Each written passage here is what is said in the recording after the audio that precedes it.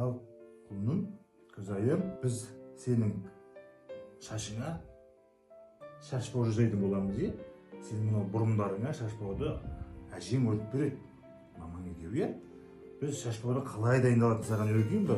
Бұл шаш боғ деген қазақтың қазір ұмытылып бара жатқан қыз балалардың шашына тағатын бұйым. Әшекей бұйымы бұл. Бұл кәдімгі күміс теңгелерден жасалады. Біз міне бірнеше тиынды тесеміз қазір.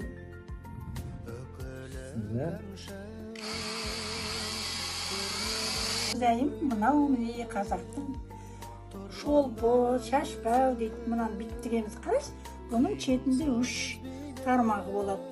Бұларға тиын тігеміз, моншақ тігеміз, түрлі сылдырмақтар тігеміз. Сонда сенің шашыңның мына бұны өріп қоямыз. Көрдің бе, келе қоймай қош, мынандай қылып тігеміз міне. Осымен бекітеміз қазір. Содан кейін ол бұларға түрлі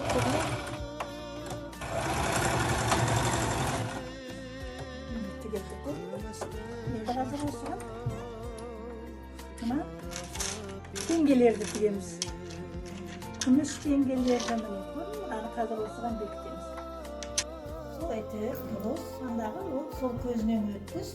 Енді екінші жағынан тақ, енді бірез өткіз. Қолыңды енді олай ұстаман. Қолыңды бұлай ұстау, осылай ұстау.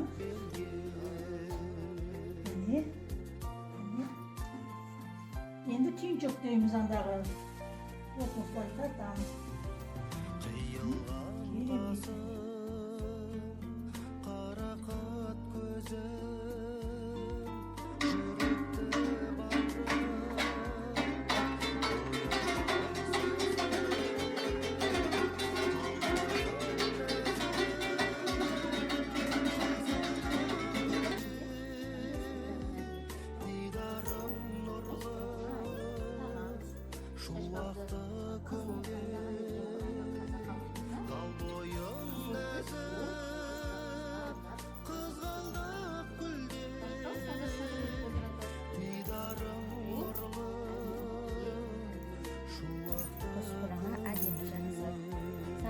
Sunaydı ғой.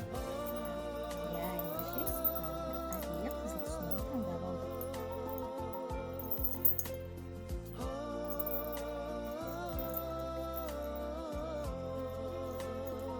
Әшекей бұйымдар, жаңағы әдемі моншақтар салған екен. Міне қызым.